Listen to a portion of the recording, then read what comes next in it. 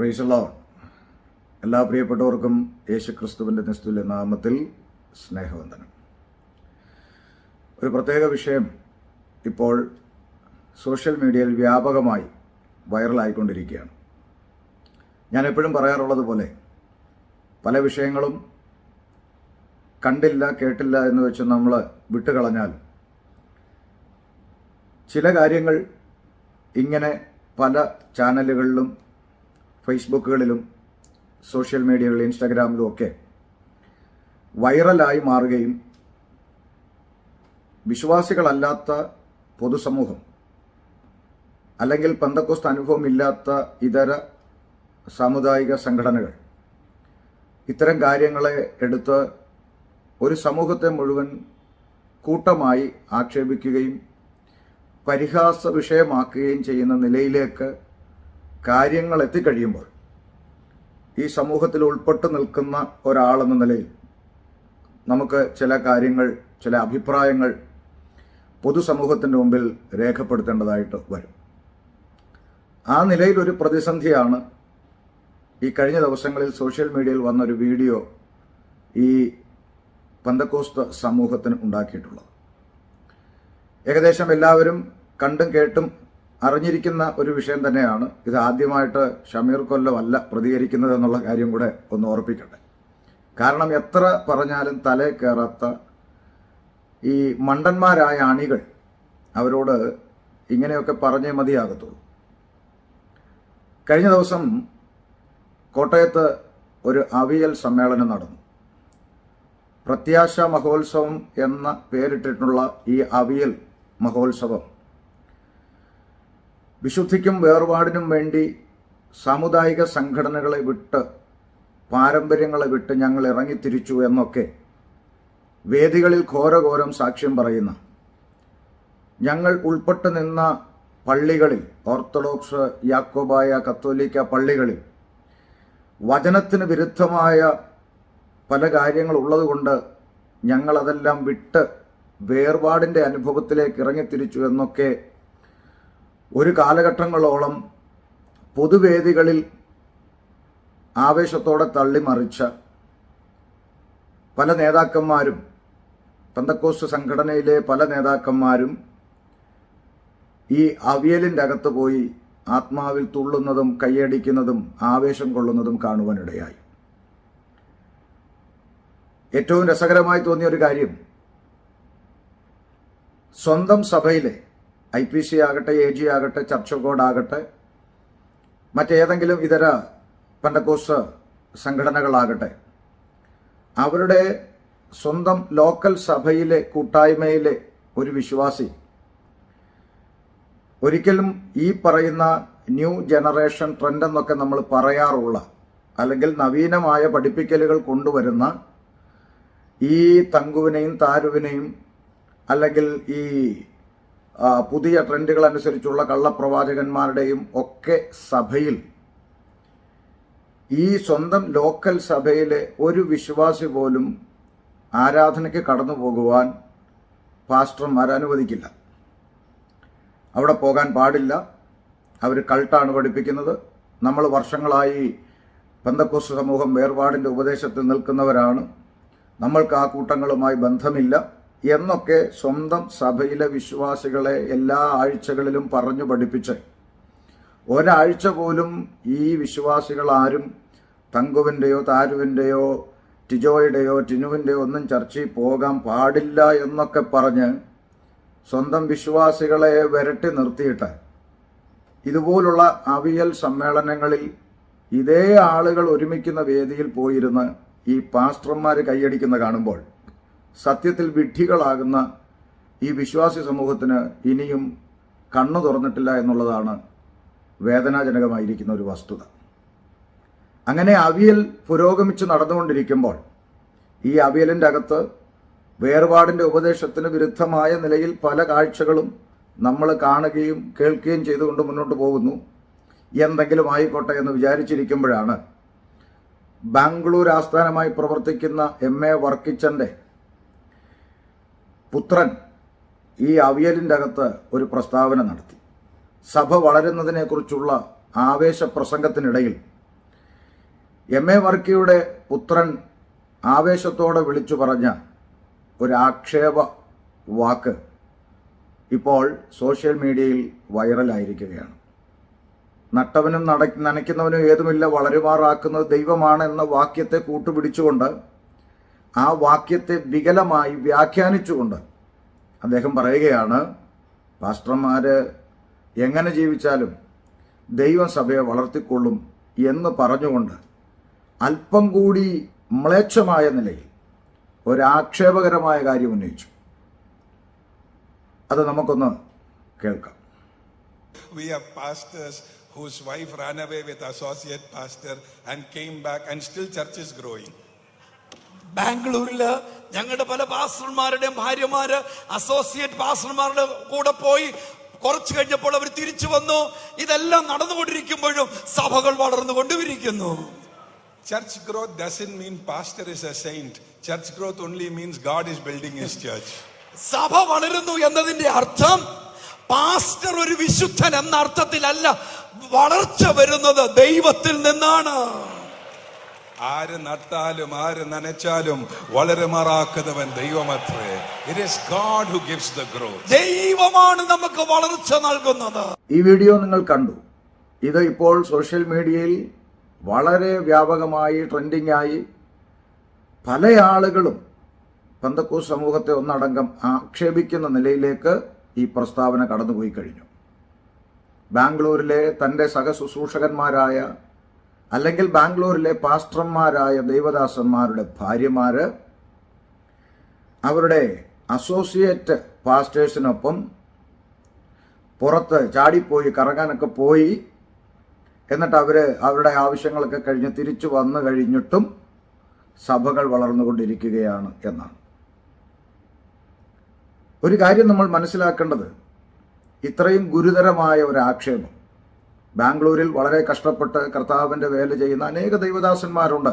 അവരെ മാനിച്ചുകൊണ്ട് തന്നെ പറയട്ടെ, അത്തരത്തിലുള്ള എല്ലാ ദൈവദാസന്മാർക്കും അപമാനം വരത്തക്കവണ്ണം ഇത്തരത്തിലുള്ള ഒരു പ്രസ്താവന നടത്തിയത് അഭിവന്ദ്യനായ MA വർഗീസിന്റെ പുത്രനാണ് എന്നുള്ളതിൽ ലജ്ജ തോന്നുകയാണ്.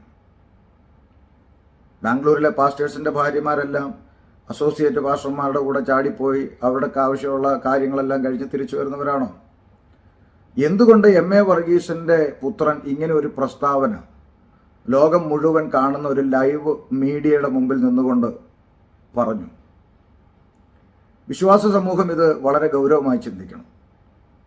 ഇതിപ്പോൾ ലോകം മുഴുവൻ കേട്ടു, എല്ലാവരും ചർച്ചയാക്കുന്നു, ചർച്ചാ വിഷയമാക്കുന്നു, ആർക്കും പൊള്ളുന്നില്ല.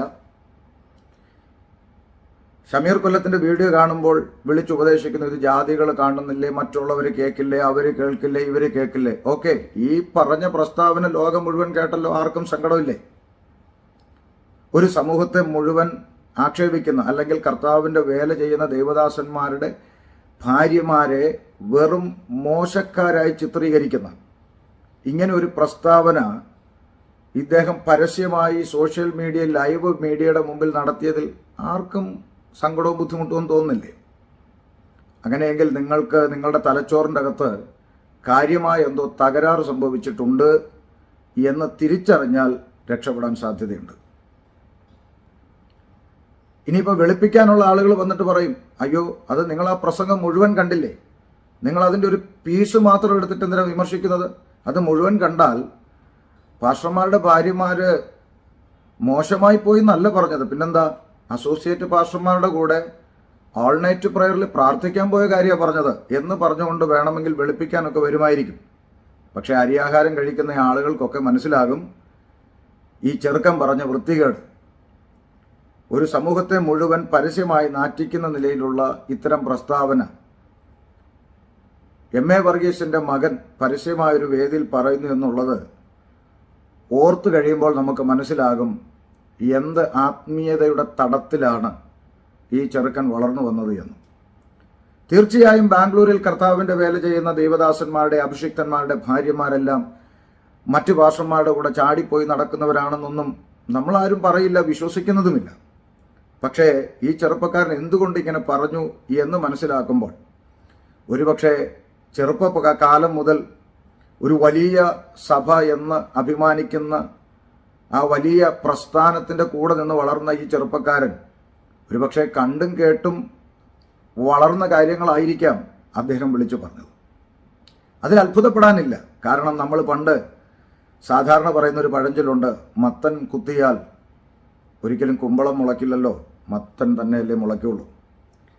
ഇദ്ദേഹത്തിൻ്റെ അപ്പനും ഇതുപോലുള്ള വിവരക്കേടുകൾ പൊതുവേദികളിൽ വളരെയധികം പറഞ്ഞിട്ടുണ്ട്. പ്രത്യേകിച്ച് ഈ മകനെക്കുറിച്ചാണെന്ന് തോന്നുന്നു. അപ്പൻ തന്നെ മുമ്പൊരിക്കൽ പറഞ്ഞൊരു സാക്ഷ്യം നമുക്കൊന്ന് കേൾക്കാം. കാശും സ്തോത്രകാഴ്ചയും രണ്ടും രണ്ടാ. എന്റെ ചർച്ചിൽ ഞങ്ങൾക്ക് സ്തോത്രകാഴ്ച എണ്ണാനും വേണ്ടി ഒന്നും ഇല്ലായിരുന്നു. ആരംഭത്തിൽ 1983 ഞാൻ ചർച്ചിൽ ചെന്ന് ചുമതലയെടുക്കുമ്പോൾ 7 രൂപ 50 പൈസ കിട്ടിയ ആഴ്ചയില്ല. ഇപ്പൊ ഞങ്ങൾക്ക് 5 മെഷീൻ ഉണ്ട് നോട്ടുണ്ടെന്ന്. ഞായറാഴ്ച ആരാധന കഴിഞ്ഞാൽ എണ്ണി തീരിയില്ല. അതുകൊണ്ട് 5 മെഷീൻ ഉണ്ട് നോട്ടെണ്ണ. സർവീസസ് ഒത്തിരി ഉണ്ട്. കഴിഞ്ഞ ഒരു ദിവസം എന്റെ രണ്ടാമത്തെ മോം എന്ന് പറഞ്ഞ, ഡാഡി ഈ പന്നം പിടിച്ച ആളുകൾ കൊണ്ട് നോട്ട് വിട്ടേച്ചു പോവും, ഇത് എണ്ണിയും തേച്ചും തൂത്തും വിഷമിച്ചു. അടി ഈ പന്നം പിടിച്ച ആളുകൾ കൊണ്ട് നോട്ട് വിട്ടേച്ചു പോവും, ഇത് എണ്ണിയും തേച്ചും തൂത്തും വിഷമിച്ചു.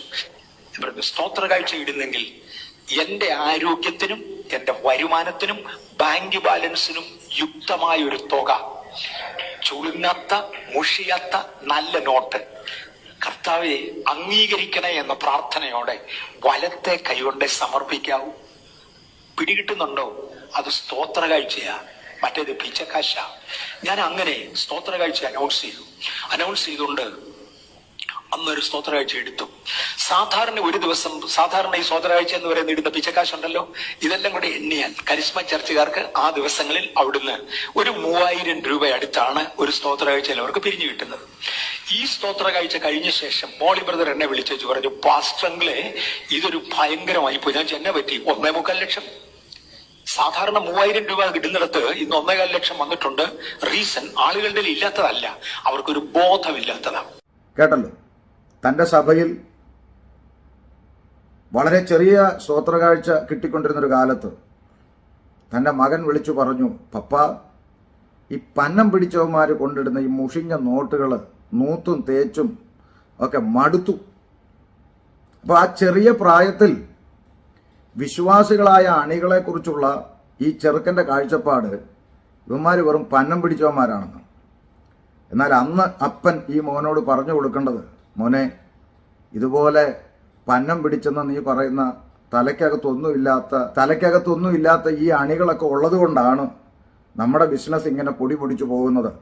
നമ്മളിങ്ങനെ നല്ല ഉടുപ്പും നല്ല ആഹാരമൊക്കെ കഴിച്ച് നമ്മൾ സെറ്റായി ജീവിക്കുന്നത് ഈ പന്നം പിടിച്ചവന്മാരുള്ളത് കൊണ്ടാണ്. അതുകൊണ്ട് നീ അങ്ങനൊന്നും പറയരുത് എന്നെങ്കിലും ചെറുക്കന് പറഞ്ഞു കൊടുത്തിരുന്നെങ്കിൽ ഇന്ന് സഹപ്രവർത്തകരായ ദേവദാസന്മാരുടെ ഭാര്യമാരെ പരസ്യമായി ആക്ഷേപിക്കുന്ന നിലവാരത്തിലേക്ക് ഈ ചെറുക്കൻ പോകത്തില്ലായിരുന്നു എന്ന് ഞാൻ ചിന്തിക്കുകയാണ്. പക്ഷെ അപ്പൻ അതൊന്നും അല്ല പറഞ്ഞു കൊടുത്തത്. മോനെ നീ പറഞ്ഞത് തെറ്റാണ് എന്നൊന്നും ആ കൊച്ചിനോട് പറയുകയല്ല ചെയ്തത്.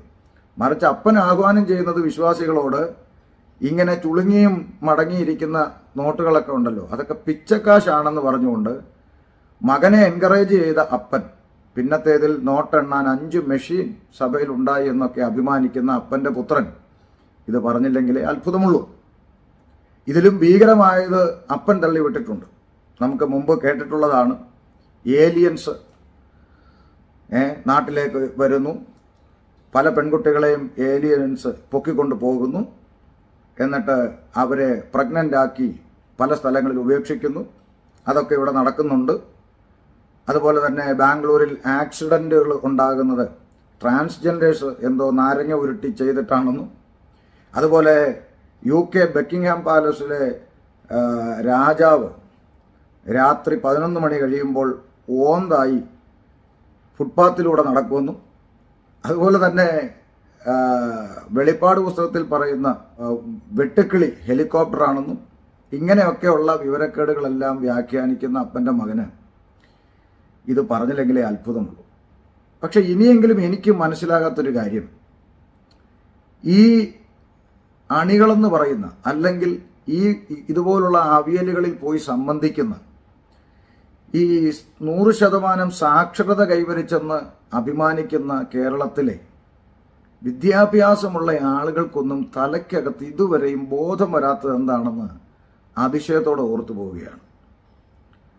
അതുകൊണ്ട് എന്നെ കേൾക്കുന്ന എൻ്റെ പ്രിയ ശ്രോതാക്കൾ, എൻ്റെ കൂട്ടു സഹോദരങ്ങളായ വിശ്വാസികളെ, നിങ്ങൾ വഞ്ചിക്കപ്പെടാതിരിക്കേണ്ടതിന് നിങ്ങൾ ഇത്തരം യാഥാർത്ഥ്യങ്ങൾ മനസ്സിലാക്കണം. നിങ്ങളൊന്ന് ആലോചിച്ച് നോക്കൂ. സാധാരണ കോമൺ സെൻസിൽ നിങ്ങളൊന്ന് ആലോചിച്ച് നോക്കൂ. നിങ്ങളൊരു ഡോക്ടറെ കാണാൻ ചെല്ലുന്നു, ഒരു ഹോസ്പിറ്റലിൽ ചെല്ലുന്നു. നിങ്ങൾക്ക് ശരീരത്തിന് എന്തോ ബുദ്ധിമുട്ടുണ്ട് എന്ന് തോന്നിയിട്ട് നിങ്ങളൊരു ഹോസ്പിറ്റലിൽ ചെല്ലുമ്പോൾ ആ ഡോക്ടർ നിങ്ങളോട് ബ്ലഡും മറ്റു കാര്യങ്ങളും ടെസ്റ്റ് ചെയ്യാൻ പറയും. ആ ടെസ്റ്റുകൾ മുഴുവൻ ചെയ്ത് കഴിയുമ്പോൾ ആ ഡോക്ടർ നിങ്ങളോട് പറയുകയാണ്, പേടിക്കണ്ട, നിങ്ങൾക്ക് യാതൊരു കുഴപ്പവുമില്ല, നിങ്ങൾ സേഫാണ് എന്ന് പറഞ്ഞാൽ നിങ്ങൾ സന്തോഷത്തോടെ വീട്ടിൽ പോകും. പക്ഷെ അതുകൊണ്ട് ആ സ്ഥാപനത്തിനോ ആ ഹോസ്പിറ്റൽ മാനേജ്മെൻറ്റിനോ അവരുടെ ബിസിനസ്സിനോ യാതൊരു പ്രയോജനവുമില്ല. അപ്പോൾ അവർക്ക് പ്രയോജനം വരണമെങ്കിൽ എന്ത് ചെയ്യണം?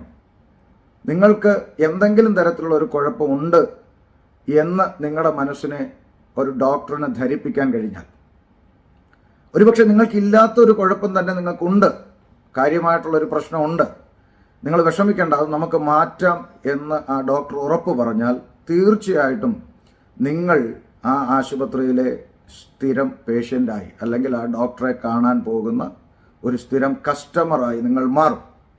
ഇതുപോലെ തന്നെയാണ് ഇത്തരത്തിൽ തട്ടിപ്പ് നടത്തുന്ന ആളുകളുടെ വലയിൽ നിങ്ങൾ വീഴുന്നത്. നിങ്ങൾ സമാധാനത്തോടെ ഇരിക്കുക, സന്തോഷത്തോടെ ഇരിക്കുക.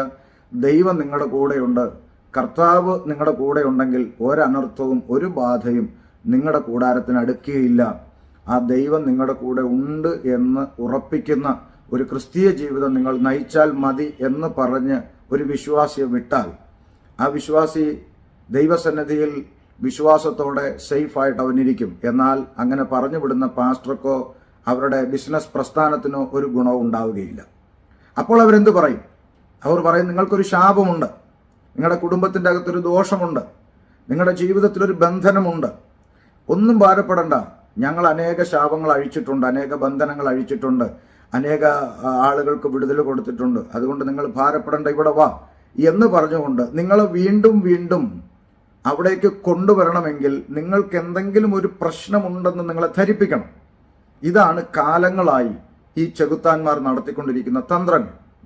നിങ്ങൾക്ക് ശാപമുണ്ട്, നിങ്ങളുടെ കുടുംബത്തിൽ പ്രശ്നമുണ്ട്, നിങ്ങളുടെ മോൾക്ക് ദോഷമുണ്ട്, മോന് ദോഷമുണ്ട് എന്നൊക്കെ പറഞ്ഞുകൊണ്ട് നിങ്ങളെ അവരുടെ ഒരു സ്ഥിരം അടിമയാക്കി മാറ്റാൻ, അല്ലെങ്കിൽ ഇത് മാറും, ഞങ്ങളിത് മാറ്റും, ഇത് മാറും, നാളെ ശരിയാകും, നാളെ ശരിയാകും, നാളെ ശരിയാകുമെന്ന് പറയുന്ന ആ ഒരു മായാ ലോകത്തിലേക്ക്, ഇതൊരിക്കൽ മാറും മാറും മാറും എന്ന് പറയുന്ന നിലയിലേക്ക് നിങ്ങളെ ആ നിലയിലുള്ള ഒരു മാനസിക വ്യക്തിത്വത്തിന് ഉടമയാക്കി നിങ്ങളെ മാറ്റുകയാണ് ഇത്തരം ചെകുത്താന്മാർ ചെയ്യുന്നത്. മറിച്ച് നിങ്ങൾ വേദപുസ്തകത്തിലേക്ക് വരൂ. വേദപുസ്തകത്തിലേക്ക് വരുമ്പോൾ നിങ്ങൾ കർത്താവായ യേശുക്രിസ്തുവിനെ രക്ഷിതാവും കർത്താവുമായി സ്വീകരിച്ച് ഹൃദയം കൊണ്ട് വിശ്വസിച്ച് അതരം കൊണ്ട് ഏറ്റുപറഞ്ഞ് നിങ്ങൾ രക്ഷിക്കപ്പെട്ട് നിങ്ങളുടെ പഴയ മനുഷ്യനെ സ്നാനത്തോടെ പഴയ മനുഷ്യനെ വെള്ളത്തിൽ കൊണ്ടുപോയി കുഴിച്ചിട്ട് നിങ്ങൾ വെള്ളത്തിൽ നിന്ന് യേശുക്രിസ്തുവിനോട് കൂടെ ഒരു പുതിയ സൃഷ്ടിയായി എഴുന്നേറ്റ് വരുമ്പോൾ ബൈബിൾ പറയുന്നു, ഒരുവൻ ക്രിസ്തുവിലായാൽ അവൻ പുതിയ സൃഷ്ടി, പഴയത് കഴിഞ്ഞുപോയി, ഇതാ അത് പുതുതായി തീർന്നിരിക്കുന്നു. ആ പുതിയ സൃഷ്ടിയായ നിങ്ങൾ ജീവിക്കുന്നത് കർത്താവിനൊപ്പമാണ്. കർത്താവിനൊപ്പം ജീവിക്കുമ്പോൾ നിങ്ങൾക്ക് ലഭിക്കുന്ന പദവി എന്ന് പറയുന്നത്, കാൺമിൻ, നാം ദൈവമക്കൾ എന്ന് വിളിക്കപ്പെടുവാൻ പിതാവ് നമുക്ക് എത്ര വലിയ സ്നേഹം നൽകിയിരിക്കുന്നു എന്നാണ്. അങ്ങനെയെങ്കിൽ രക്ഷിക്കപ്പെട്ട സ്നാനപ്പെട്ട ഒരു ദൈവ പൈതലാകുന്ന എനിക്കും നിങ്ങൾക്കുമുള്ള പ്രിവിലേജ് എന്താണ്? ഏത് സമയത്തും ധൈര്യത്തോടെ കൃപാസനത്തിങ്കിൽ അടുത്തു വരുവാൻ, അബ്ബാ പിതാവേ എന്ന് വിളിക്കുവാൻ, പുത്രത്വത്തിൻ്റെ ആത്മാവിനെ അവൻ നമുക്ക് നൽകിയിരിക്കുന്നു എന്നല്ലേ തിരുവഴുത്തിൽ എഴുതിയിരിക്കുന്നത്. അപ്പോൾ സാക്ഷാൽ സൃഷ്ടാവായ ദൈവത്തെ പിതാവേ എന്ന് വിളിക്കുവാൻ കഴിയുന്ന ഒരു പ്രിവിലേജിലേക്കാണ് രക്ഷിക്കപ്പെട്ട ഞാനും നിങ്ങളും എത്തിയിരിക്കുന്നത് എങ്കിൽ ആ മക്കളാകുന്ന നമ്മളുടെ കാര്യങ്ങൾ നോക്കുവാൻ കഴിവുള്ള, പവറുള്ള ഒരു പിതാവിനെയല്ലേ നമ്മൾ ദൈവമേ എന്ന് വിളിക്കുന്നത്.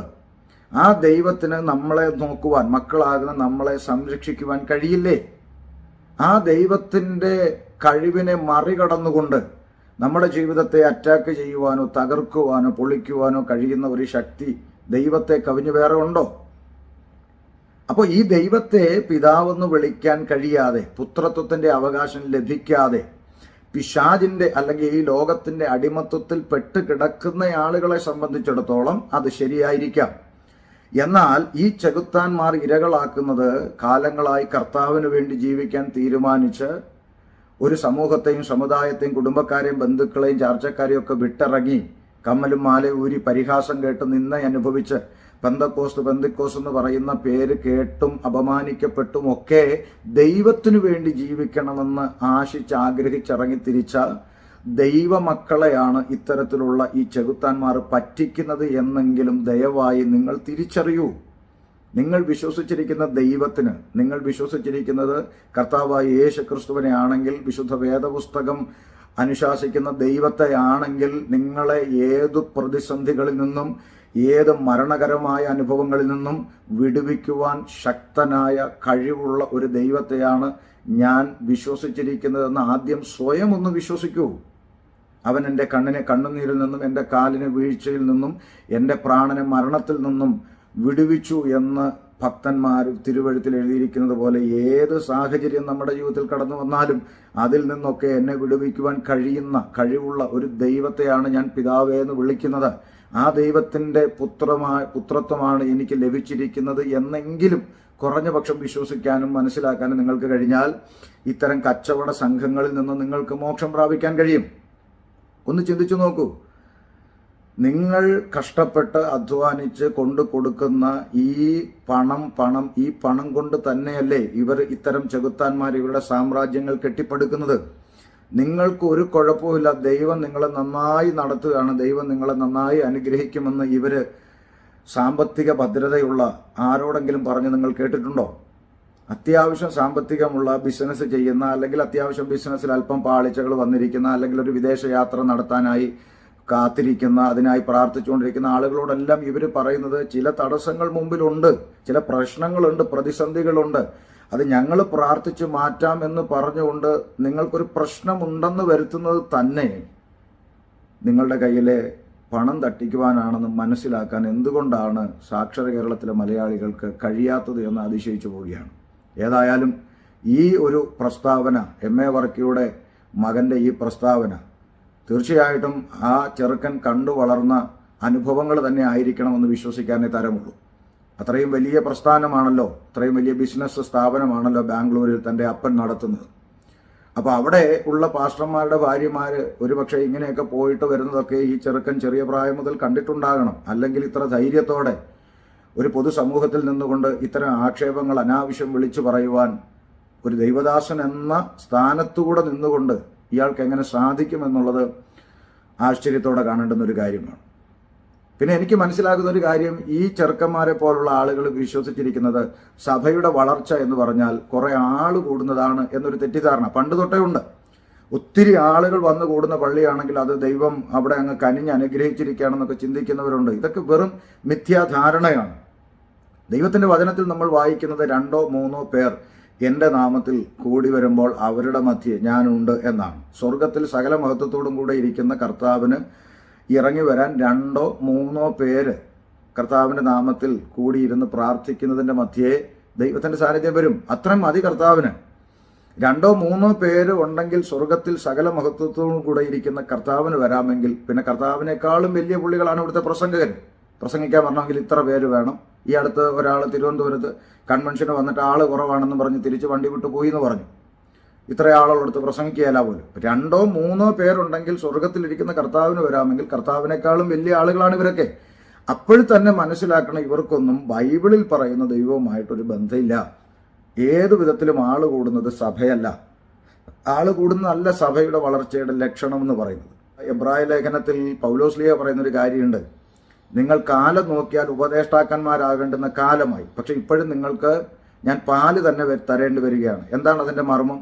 വിശ്വാസത്തിൽ വന്നിട്ട് 20, 30, 40 വർഷമായി എന്നൊക്കെ പാരമ്പര്യം പറയുന്ന ആളുകളാണ്. പക്ഷേ ഇവർക്കിപ്പോഴും കട്ടി ആഹാരം കൊടുക്കാൻ പറ്റുന്നില്ല, പാല് കൊടുക്കേണ്ടി വരും. എന്താ പാല് കൊടുക്കുക? കുഞ്ഞിനാണ് നമ്മൾ പാല് കൊടുക്കുക. അപ്പം വർഷം കുറേ ആയിട്ടും വളർച്ചയില്ലാത്ത അവസ്ഥ. ഇതാണ് ഇന്നത്തെ പല സഭകളുടെയും പരാജയം എന്ന് പറയുന്നത്. അപ്പോൾ വളർച്ച എന്ന് പറയുന്നത് കുറേ ആൾ കൂടുന്നതല്ല, നാം ക്രിസ്തു എന്ന തലയോളം വചനത്തിൽ വളരുക എന്നുള്ളതാണ് ദൈവസഭയുടെ വളർച്ച എന്ന് പറയുന്നത്. അവിടെ ഭൗതികമായ നിലയിൽ എണ്ണം കുറവായിരിക്കും, ചെറിയ കൂട്ടമേ ഭയപ്പെടേണ്ട എന്നല്ലേ കർത്താവ് പറഞ്ഞത്. അതുകൊണ്ട് വലിയ ആൾക്കൂട്ടം നോക്കി അവിടെ ഇത്രേ 1000 പേര് വന്ന് മറിയുന്നു, എന്തൊക്കെയാ നടക്കുന്നത് എന്നൊക്കെ പറയുന്ന ഇത്തരം കൾട്ടുകളുടെ ആഹ്വാനങ്ങൾ കേട്ട് നിങ്ങൾ വഞ്ചിക്കപ്പെടാതിരിക്കുക. ഒരു കാര്യം കൂടെ പറഞ്ഞ് ഞാൻ അവസാനിപ്പിക്കാം.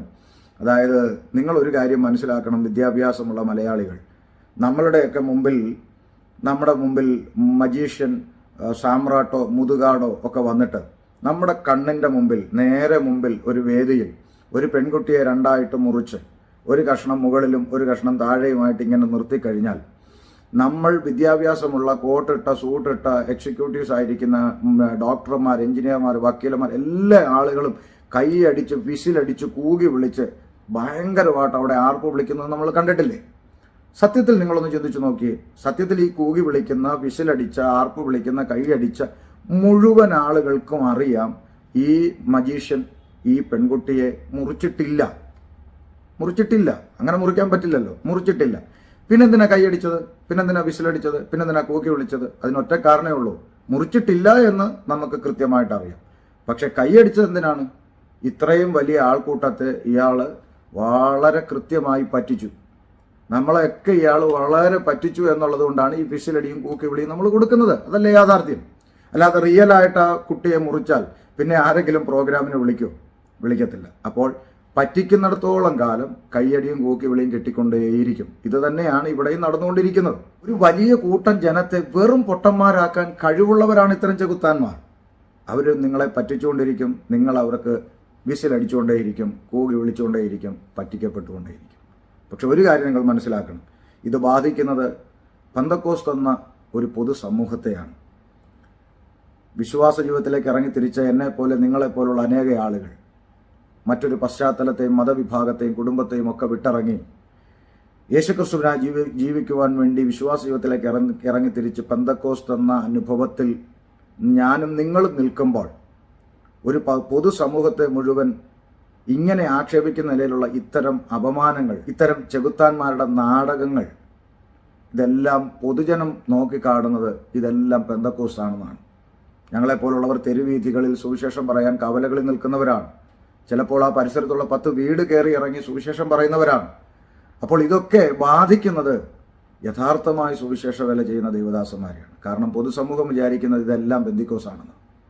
എന്നാൽ ഇത്തരം ചെകുത്താന്മാരുമായി, ഇത്തരം ക്ഷുദ്രജീവികളുമായി ഞങ്ങൾക്ക് യാതൊരു ബന്ധവും ഇല്ല എന്ന് യഥാർത്ഥ പെന്തക്കോസ്ത് അനുഭവത്തിൽ നിൽക്കുന്ന ദൈവദാസന്മാർ ഇനിയെങ്കിലും തൻ്റെ ഇടത്തോടെ പൊതുസമൂഹത്തോട് തുറന്നു പറയാനുള്ള ആർജവം കാണിച്ചാൽ കുറച്ചു കാലം കൂടെ സുവിശേഷം അറിയിപ്പാനും ജനം സത്യദൈവത്തെ മനസ്സിലാക്കാൻ ഇടവരും. അല്ലെങ്കിൽ ഇതെല്ലാം കള്ളന്മാരാണെന്ന നിലയിൽ പൊതുസമൂഹം വിലയിരുത്തും. അങ്ങനെ ഒരു അനുഭവത്തിലേക്ക് പോകാതിരിക്കാൻ ജാഗ്രതയുള്ളവരായിരിക്കുക. ഈ ചെകുത്താന്മാരെ വിട്ടൊഴിയുക. ദൈവം നിങ്ങളെ അനുഗ്രഹിക്കട്ടെ.